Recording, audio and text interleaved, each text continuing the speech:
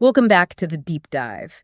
If you are currently standing at that intersection of English learning and, well, high stakes comprehension. Yeah, where things get serious. Exactly. Whether it's prepping for a focus test like the IELTS, or maybe just trying to, boost your understanding when you're faced with a rapid fire, real world conversation. Which happens all the time. Right.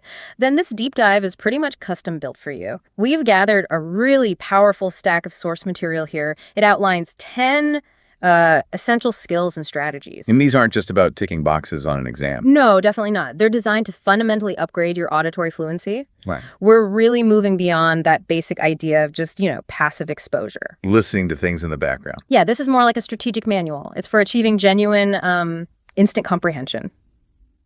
Okay, let's unpack this then. Our mission today is to transform that kind of casual hearing into really active understanding. Extracting maximum meaning. From that fleeting stream of spoken English, it just disappears so fast. And that transformation, that targeted approach, it's absolutely vital. Because, think about spoken information. It's not like reading. Right, where you can just go back over it. Exactly. The words are stable on the page when you read. Mm-hmm. But listening, the data is, well, ephemeral. It's there once, often fast, maybe with tricky accents. If you miss it. You miss it, you can't hit rewind in the real test. So the strategies we've sort of distilled today, they aim to bridge that gap. Between just hearing the sounds. And actually capturing the meaning instantly and importantly under pressure. Okay. So to structure this for you, we're looking at 4 crucial areas. They're all interconnected, really. First, strategic analysis. That means understand the test format and using practice diagnostically. Not just for scores. Precisely. Second, we'll dive into the daily grind, the skill building you need to condition your ears and mind. The habits. Yep.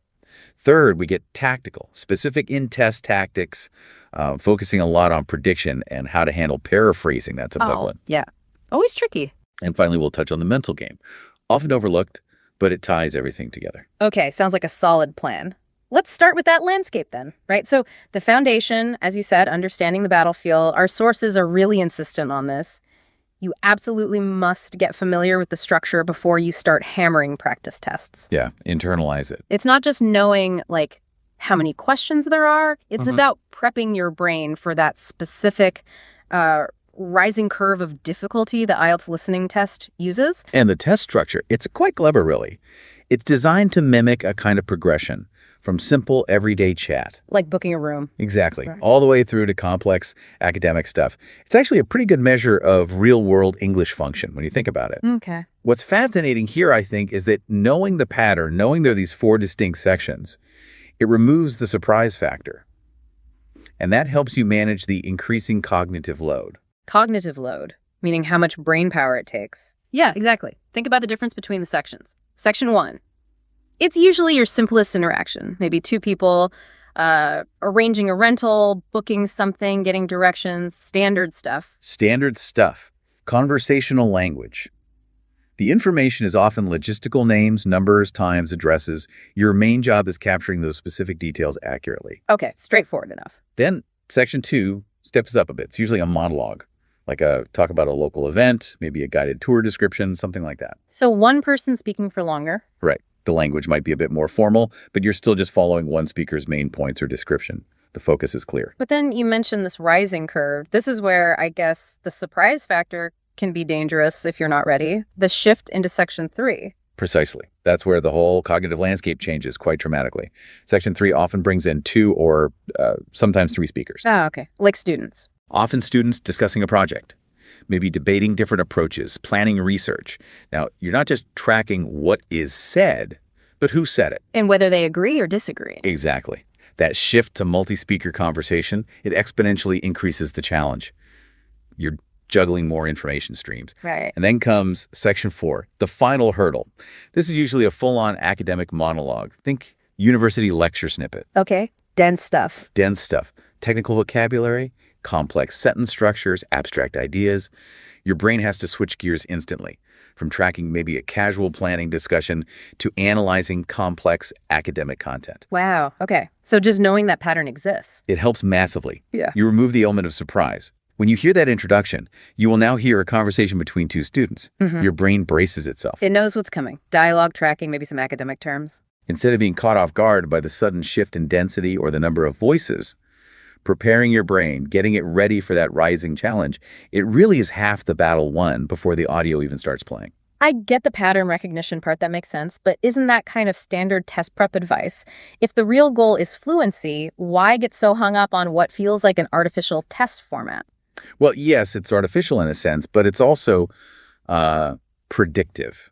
And here's a key tactical point from the sources. The accents, Ah, right. the variety. Exactly. British, Australian, American, Canadian, they mix them up. Now, if you know, section 1 is often, say, a service provider and a customer. Like a hotel booking. Yeah. You can almost predict there might be an accent contrast. Maybe a British receptionist talking to an American guest, or vice versa.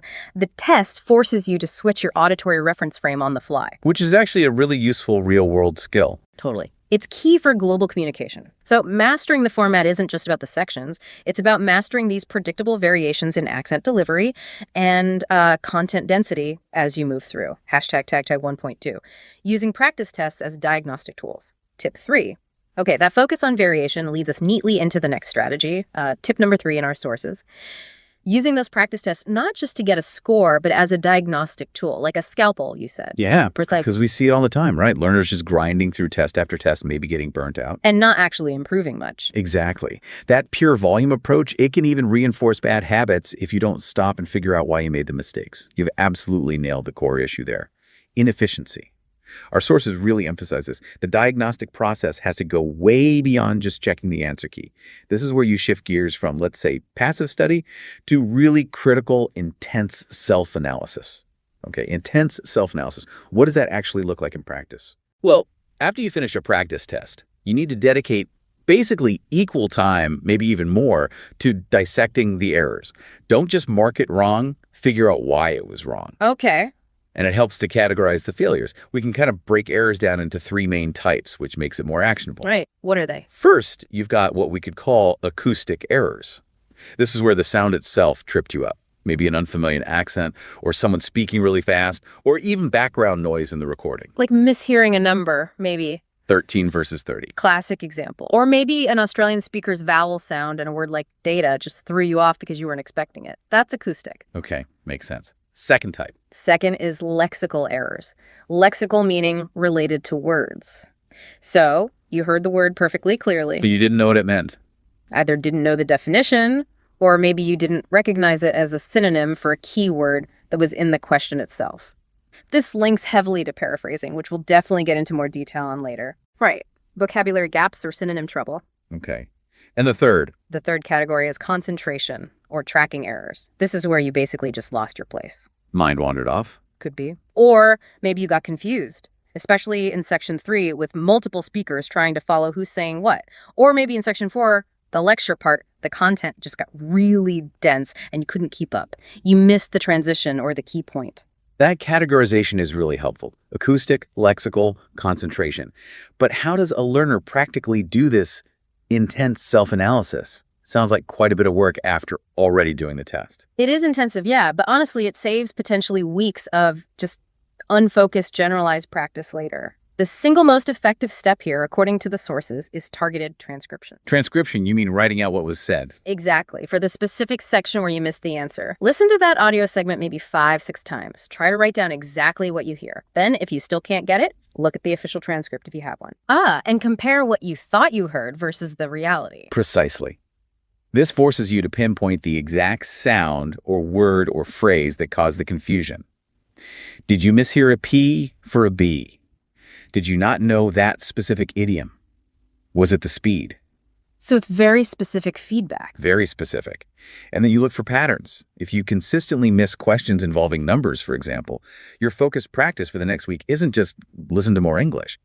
It's find audio with lots of numbers, maybe financial news, reports, statistical summaries. Targeting the weakness directly. Exactly. This diagnostic approach lets you target that 20% of error types that are probably causing 80% of your problems. It's just much more efficient. Okay, so we know how to diagnose the weaknesses. Now let's talk about building that daily muscle. This involves shifting, as you said earlier, from just passive hearing to genuine active listening. Yeah, there's a big difference. Hearing is easy, it just happens. But understanding meaning, especially a complex meaning, that takes real commitment. And the source material really stresses that this daily exposure, it needs to be sustainable. Like, don't force yourself to listen to dry academic lectures every day if you find them incredibly boring. Right, you'll just switch off or give up. Exactly. Pick sources you actually enjoy. Podcasts on your favorite sport, documentaries about space, TED Talks on, I don't know, cooking or psychology, whatever genuinely interests you. That curiosity is what keeps the engine running for active listening. That sustainability is key. And this is where we need to define what active listening really means in this context. It's not just letting the sound waves hit your ears. It's interacting with it somehow. Yes, interacting mentally. We can think about pushing yourself through different levels of comprehension during your daily practice. Levels. Okay, like what? Well, level 1 is basic gist comprehension. After listening to a segment, can you summarize the main idea in a sentence or two? What was it generally about? Okay, the big picture. Yep. Level 2 is detail comprehension. Can you recall specific things mentioned? Names, dates, key examples, reasons given. Most learners kind of stop here. They focus on catching facts. Right, checking if they heard the specifics correctly. So what's the next level? The truly active part. Level 3 is where the real active listening happens. It's inferential and deductive comprehension. This is about reading between the lines, understanding the speaker's purpose, their tone, the implied meaning. And critically, it involves prediction. Ah, prediction again. We mentioned that for the test tactics. Exactly. But you practice it daily. Active listeners are constantly, almost subconsciously, predicting what's coming next. If a speaker outlines a problem. You mentally prep for them to suggest a solution. Right. Or if they state a strong opinion, you anticipate they'll either provide supporting evidence or maybe address a counterargument. You're thinking along with the speaker. So it's like you're one step ahead mentally. Kind of. This daily habit of low-level prediction, it really strengthens your ability to grasp the main flow of ideas, even if you happen to miss a specific word or phrase here and there, because you already have a sense of the direction the speaker is heading. It's like the difference maybe between being a passenger just looking out the window and actually being the driver who's constantly scanning the road ahead. That's a great analogy. Exactly that. You're actively navigating the information stream, not just being carried along by it. Hashtag 2.2. Training the ear for accents. Tip 4. Okay, let's circle back to something you mentioned earlier, the accent challenge. This comes up so often as a major source of anxiety, especially for a test like IELTS. Huge one, yeah. If you've only ever really trained your ear with, say, standard American English from movies, then suddenly hearing a strong Scottish accent or a fast Australian one. It can feel like the rug's been pulled out from under you. Mid-sentence, suddenly it feels like a different language almost. Yeah. Yeah. So the solution seems obvious, but needs discipline. Deliberate, diversified exposure. The sources basically say, be proactive. You have to seek it out. Right. If you usually watch American sitcoms, make a conscious effort to find a popular British drama, or maybe watch news from an Australian channel, or listen to Canadian podcasts. And it's not passive watching or listening. It's targeted acoustic immersion. You're intentionally feeding your brain different sound patterns. And this goes deeper than just recognizing, oh, that sounds British. You're saying it actually trains the ear mechanism itself. Yes, exactly. Yeah. We're training the ear and the brain behind it to accept phonetic variation more easily. Think about a simple sound like the R sound. Okay. In many standard British accents, the R at the end of a word like car or teacher is often dropped or pronounced very softly. It's called non-rhotic. Right. Car becomes ka. Sort of, yeah. But in standard American English, which is rhotic, that sort of sound is usually pronounced quite strongly. Car, teacher. Oh. Now, if your ear is only tuned to the rhotic R, when a non-rhotic speaker says teacher, your brain might hesitate for a split second. It might misfire, or at least expend extra cognitive energy trying to match the sound to the word it expects. A tiny processing delay, but in a fast test. That delay can be fatal for catching the next word. Another quick example. Vowel sounds. Think of words like dance or bath. Ah, yeah, the classic difference. Right. British English often uses a longer bath.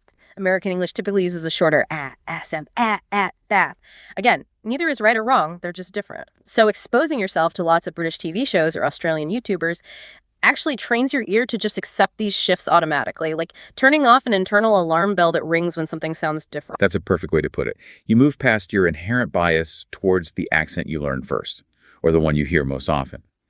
Every time you successfully understand someone speaking with a different accent, you're building what linguists sometimes call Auditory flexibility. Auditory flexibility. I like that. It just means that in the test situation, those different accents stop being hurdles or distractions. They just become, different ways people say the same word. And that frees up your brain power to focus entirely on understanding the actual meaning, the concepts being discussed. Hashtag Tech 2.3, the concentration workout, tip 7. Okay, flexibility is one thing, but what about just pure stamina?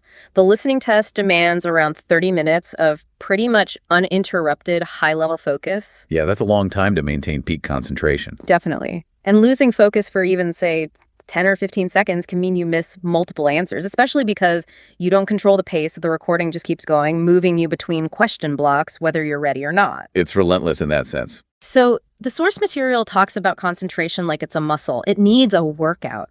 You can't just show up on test day and expect to magically focus for 30 minutes straight if you haven't practiced it. No, absolutely not. The recommendation is quite practical. Start small. Try listening to, say, a 10-minute chunk of relevant audio, maybe a TED Talk or a news report, without pausing, without checking your phone, 0 distractions, just pure listening for 10 minutes. Pure, focused listening. Then, once that feels comfortable, gradually increase the duration. Push it to 15 minutes, then 20, then 25, aiming to eventually handle 30 minutes or even slightly more, simulating the test conditions. It really is like mental weightlifting. You build up endurance over time. And tied directly into this concentration training, you mentioned something earlier, the subtitle trap. Yes, the big one. This is probably the single biggest crutch that holds learners back from developing genuine listening skills. Because it feels helpful, right? You can see the words, you confirm what you're hearing. It feels helpful, but what's actually happening is your brain is defaulting to reading. Reading is usually faster and feels easier, more familiar than processing complex spoken language, especially with accents or speed. So you think you're practicing listening, but you're mostly practicing reading along. Okay, I can see that. But I bet a lot of learners feel really anxious about just switching subtitles off completely. Going cold turkey seems risky, especially if you're trying to follow, say, a complex discussion or a fast movie dialogue. How do you suggest people wean themselves off that visual aid responsibly? Yeah, going cold turkey can be overwhelming and demotivating. It's definitely better as a phased approach. The sources suggest a crucial transitional stage first. Which is? Use subtitles, but only in English. This is absolutely key. No subtitles in your native language. Why only English? Because English subtitles still force your brain to connect the English sounds you're hearing with the correct English words and their spelling. It reinforces that sound symbol correspondence in English. Native language subtitles just bypass English processing altogether. Okay, so phase 1, English subtitles only. All right. Get comfortable with that? Yeah. Feel like you could generally follow along? Then comes the harder step. Start turning them off, but maybe not for the whole show immediately. Like just for a few minutes at first? Exactly. Maybe try watching the first 5 minutes of a show or a video with no subtitles at all. See how much you can grasp. Then maybe turn them on for the next bit if you need to, but then try another 5 minutes without them later. Gradually increasing the no subtitle time. Precisely. You're gradually increasing the periods where you rely purely on auditory processing. You're forcing that shift from visual dependence to auditory competence.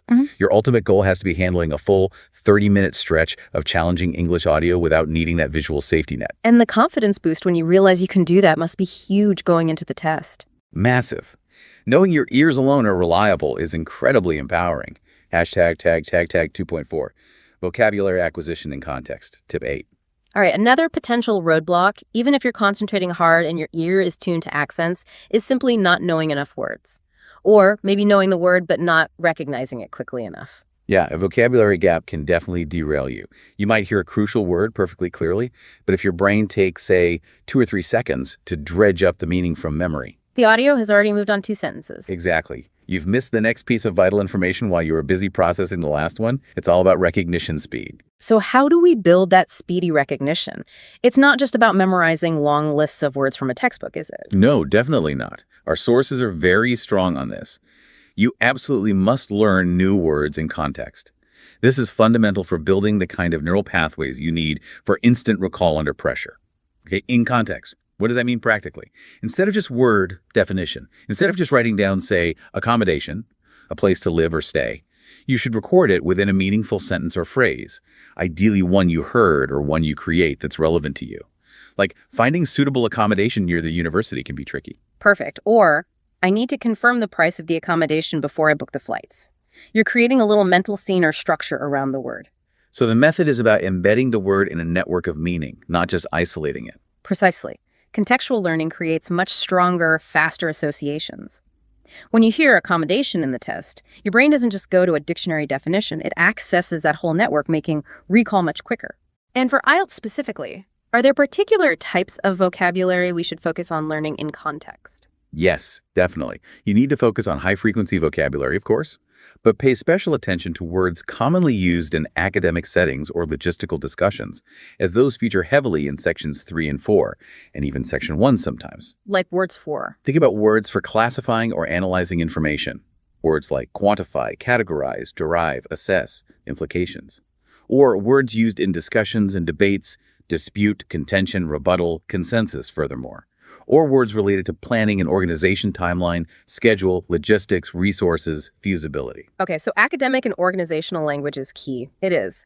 And here's another layer. When you learn a new word in context, say logistics, don't just learn its definition. Also actively look up and learn its common synonyms or related phrases. Why synonyms specifically? Because of paraphrasing. Remember, in the test, if the question paper uses the word logistics, they discuss the logistics of the event.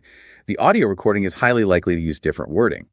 So the speaker might say something like, we talked about the management of the event, or we finalized the coordination needed. Exactly. Your brain has to be primed to instantly connect logistics in the question with management or coordination in the audio. You're not just training for definition recall, you're training for instant recognition of meaning equivalence. That's non-negotiable at test speed. Okay, let's shift gears now. We've talked about building the foundational skills day to day. Now let's get right into the test room itself. What tactics can you deploy during the test? Right, the heat of the moment stuff. And the first big one seems to be about thinking ahead, not just reacting. This is where the power of prediction comes in again, but in a very specific, timed way. Yes, this is tip 5 in our sources, and it's crucial. The listening test isn't, or shouldn't be, a purely passive activity where you just wait for answers to hit you. You need to be aggressive, mentally. And you use that little bit of silence before the audio starts for each section. Exactly. Yeah. You get precious few seconds, maybe 30 seconds or so, to look at the questions for that section before the recording begins. You need to use every single one of those seconds strategically. And the goal isn't to read every word, right? It's to predict what, exactly. The goal is simple but powerful. Anticipate the type of information you need to listen for. Look at the question, especially gap fill questions, and predict the grammatical type and the logical category of the missing answer. Okay, give me an example. Sure. Let's say you see a question like, the total cost of the holiday package is pounds. What are you listening for? A number, specifically a currency amount. Exactly. Your brain is now primed. It's filtering the incoming audio specifically for numerical information related to cost. Yeah. You're not trying to catch every single word. You're listening for a number. Okay. What about another type? All right, imagine the question is, the main lecture will be delivered in the building by Professor Jones. Okay, that's asking for a place. Probably a building name, or maybe a specific room name or number. Right. A location. Or maybe students reported feeling more after the workshop. That sounds like it needs an adjective. Describing a feeling or state, like confident, prepared, anxious. Precisely. You're predicting the grammatical function, noun, verb, adjective, number, name, date. This simple act of anticipation, it does something really important cognitively. What's that? It significantly reduces the mental strain. Instead of trying to process everything the speaker says with equal weight, you've already narrowed your focus. You've set up a kind of high-precision filter in your brain. So only the relevant type of information really flags itself as important when you hear it. Exactly. It allows you to latch onto the potential answer much more quickly and accurately when it's spoken. And given how fast the audio can move, that speed boost from prediction is absolutely crucial. Hashtag tag 3.2. Mastering keywords and paraphrasing, tip 6. Okay, so prediction sets the stage, tells you what type of word to listen for, but keywords are what actually anchor your focus to the specific topic of the question, right? Absolutely. Prediction gives you the frame. Keywords give you the content hook. This is tip 6. Again, in those vital seconds before the audio starts, you're not just predicting the answer type. You're quickly identifying and underlining or circling the core content words in the question itself. The nouns, verbs, names, dates that carry the main meaning. Yes. The words that, if you hear them or something very much like them in the recording, signal that the answer's probably close by. So if the question was like, what was the man's main reason for visiting London? Your anchors there would be man, main reason, and London. When you hear the speaker start talking about a man's trip or about London or using words related to purpose or reasons. Your ears perk up. You know the relevant information is likely coming right now. Exactly. Yeah. It's your trigger. Now, Boy. here's where it gets, well, really interesting. And frankly, quite tricky for many learners. It's that the IELTS examiners are very good at testing true comprehension, not just simple word spotting, which means They don't use the exact same words. almost never. The audio recording will rarely use the exact keywords that are written in the question paper. This is the challenge of paraphrasing and synonym recognition. Right. So in your example, you might be listening really hard for the word London. You could completely miss the answer because the speaker in the recording refers to it as the capital city or his trip to the UK's main hub. Or the question uses the phrase, an increase in student numbers. And the audio talks about higher enrollment figures or more people signing up for the course. It means the same thing, but uses different vocabulary. Okay, that can feel really frustrating for learners. It almost feels like the test is deliberately trying to trick you sometimes. I understand why it feels that way, but it's really designed to test your flexibility with language, your mastery of nuance, which ultimately is a key part of real fluency. You need to understand ideas, not just match words. So how do you train for that specifically? How do you get better at catching paraphrases? You have to train specifically for it. The sources suggest consciously breaking down the types of paraphrasing you encounter in practice materials. Okay, what are the common types? Well, first, there's the most straightforward, lexical substitution. That's just simple synonym swapping, like the question says difficult, the audio says challenging. Exactly. Or important becomes crucial, significant, vital. Expensive becomes high cost or maybe even prohibitive. That's level 1. Okay, what's next? Second, look out for grammatical transformation. This is where the underlying meaning is the same, but the sentence structure or grammar changes. A common one is active versus passive voice. Okay. So the question might say, the new policy was implemented by the council, passive. And the audio might say, the council implemented the new policy, active. The core action implement and the agent, council, and the object policy are all there, but the structure flips. You need to be listening for the core meaning, regardless of the grammatical dress it's wearing. Got it. Listening for the core action. And the third type, you said this was the most complex. Yeah, third is what we might call conceptual restructuring. This is where the link between the question and the audio isn't a direct synonym or grammatical shift, but more about understanding the overall concept. Okay, example. Imagine the question asks about the main benefit of a new recycling scheme. The audio might not use the word benefit at all. Instead, the speaker might discuss how the scheme reduced landfill waste by 20% and saved the council money on disposal fees. So you have to deduce that reduced waste and save money are the benefits? Exactly. You have to connect those specific outcomes back to the broader concept asked about in the question. This requires deeper comprehension. Okay, that's really useful. So the actionable advice here is... When you're reviewing your practice tests, don't just look at the right answer. Go back to the transcript, write down the exact wording used in the question and the exact sentence or phrase used in the audio recording that contain the answer. Put them side by side. And consciously analyze how they paraphrased it. Yeah. Was it a synonym, a grammar change, a conceptual link? Yes. By doing this repeatedly, you build up a powerful mental library of the common ways information is rephrased in these kinds of contexts. It transforms the trick into a predictable pattern you're ready for. Hashtag 3.3. Efficient note-taking shorthand, tip 9. Right, this makes sense. But while you're doing all this predicting, keyword spotting, and paraphrase anticipating, you also often have to physically write things down, especially for gap fill or table completion questions. Yeah, particularly in section 1, maybe section 2, sometimes even section 4 with specific details. Names, addresses, phone numbers, dates, specific terms, and the audio doesn't wait for you to write neatly. So writing speed becomes critical, but without losing your listening focus. Absolutely. This brings us to tip 9, the necessity of developing some kind of efficient personal shorthand. Shorthand, like secretary skills from the old days. Not quite that complex usually, but the basic principle is the same. Maximize your cognitive bandwidth.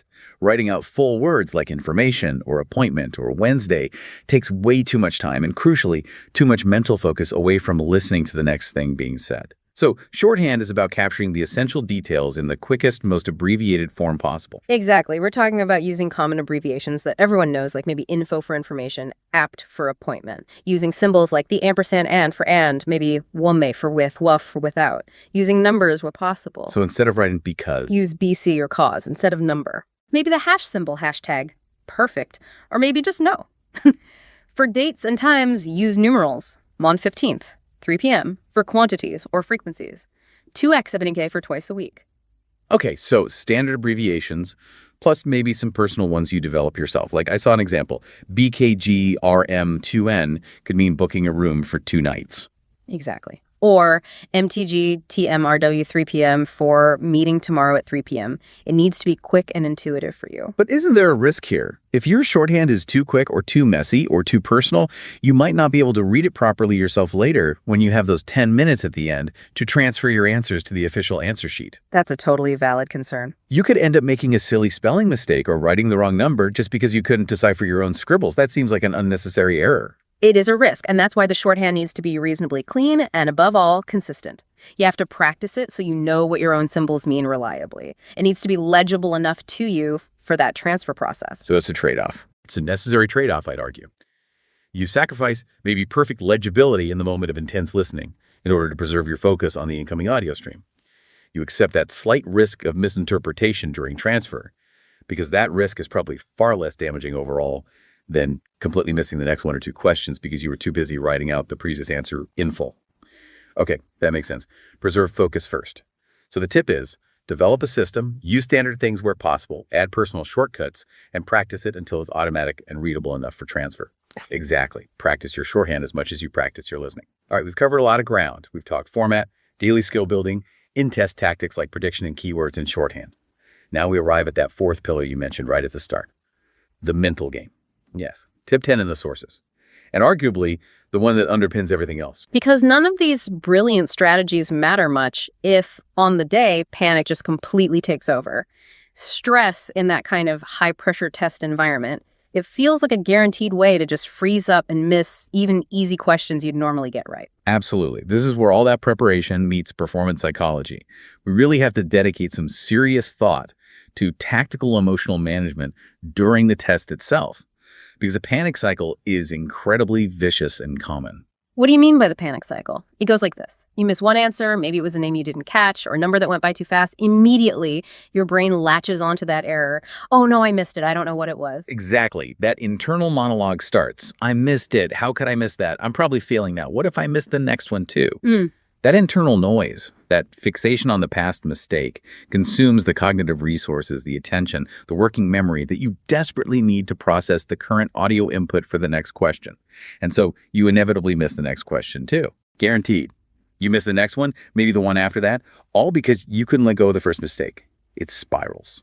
Okay, that sounds terrifyingly familiar to anyone who's taken a stressful test.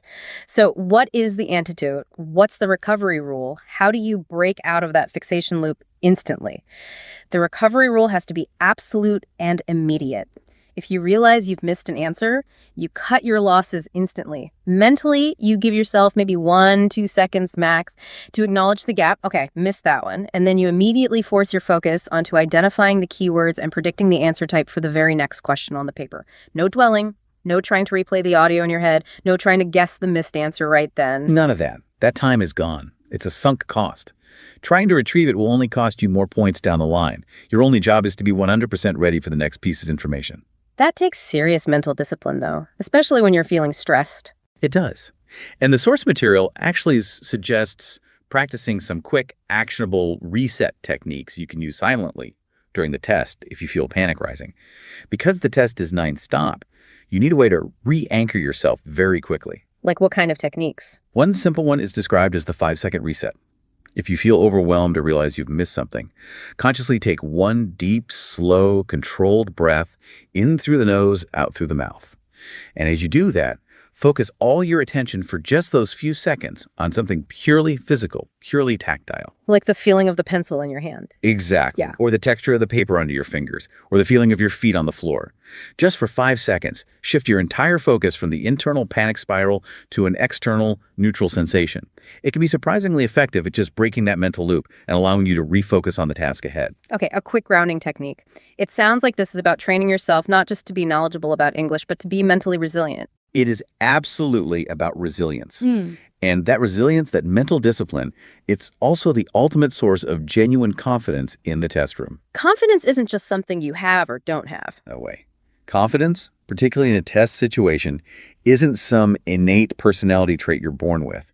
It is almost always a direct product of deliberate, targeted preparation. Because you know you've done the work. Exactly. When you have systematically trained your ear for different accents, when you have drilled the prediction habit daily, when you've practiced your shorthand, and crucially, when you have diagnosed and worked on your specific weaknesses through that error analysis, you walk into the test room knowing, intellectually and experientially, that you have equipped yourself as best you can to handle the challenges. So the feeling of panic is often just the brain reacting to feeling overwhelmed by something unfamiliar or unpredictable. That's a huge part of it. Yeah. By making the format, the tasks, the accents, the paraphrasing styles familiar through rigorous practice, you reduce the perceived threat level. Yeah. And when the threat level goes down, the panic response naturally diminishes. So yeah, treat your mindset, your mental preparedness as arguably the most important tactic of all. #outro. Wow. Okay. This has been a really comprehensive deep dive. We've essentially charted a pathway here, moving from just basic listening towards genuine mastery of English auditory comprehension. And we've specifically leveraged the structure and demands of a test like IELTS to build skills that are actually robust and useful in the real world, too. Yeah, the test becomes a training ground, in a way. Exactly. So let's try and synthesize these 10 key strategies, these insights, into maybe 3 final pillars for you, the listener, to take away. Sounds good. Strategic diagnosis. This is all about knowing your enemy, right? Fully master the test format, the 4 sections, the rising difficulty, the accent mix. And crucially, use your practice test results not just for a score, but to intensely analyze your specific error patterns. Was it acoustic, lexical, concentration lapse? Target your weaknesses. Know thyself, know thy test. Pillar number 2, daily skill building. This is the grind, the conditioning. You have to cultivate genuinely active listening every day. Choose engaging content. Push yourself beyond just catching facts towards inferential understanding and prediction. Deliberately train your ear for diverse global accents. And build that concentration stamina, that mental endurance, gradually weaning yourself off visual crutches like subtitles. Consistency is king here, little and often.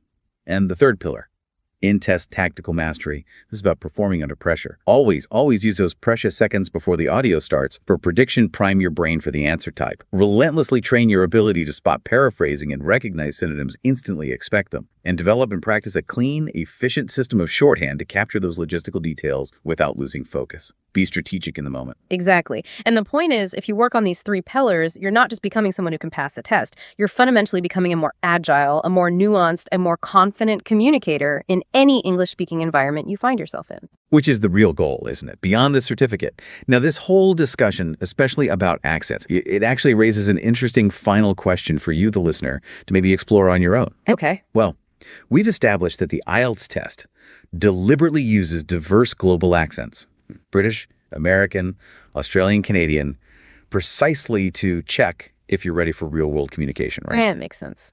So if that's the case, how much more beneficial might it be for truly deep, future-proof comprehension to intentionally go beyond those standard test accents in your daily practice? You mean actively seek out even less common English accents? Exactly. Think about deliberately finding authentic content interviews, podcasts, maybe news reports featuring speakers with, say, strong regional Scottish accents, or maybe Caribbean English varieties, or perhaps speakers from South Africa, or India, or Singapore. These are all perfectly valid, widely spoken varieties of English, but they often have phonetic features or rhythms that can be quite challenging if you're not used to them. So deliberately stretching your auditory flexibility even further than the test requires. Precisely. By future-proofing your comprehension against these less commonly tested but still globally significant varieties of English. Well, firstly, you ensure that pretty much any accent the test could possibly throw at you will feel manageable by comparison. But more importantly, perhaps, you develop this incredibly powerful defense mechanism against the kind of unconscious bias that media often has, favoring only a few dominant accents. It makes you a truly global listener. It ensures that no matter where your English conversations take you in the future, no matter who you're speaking with, you'll be better prepared to listen, understand, and connect. Something to think about.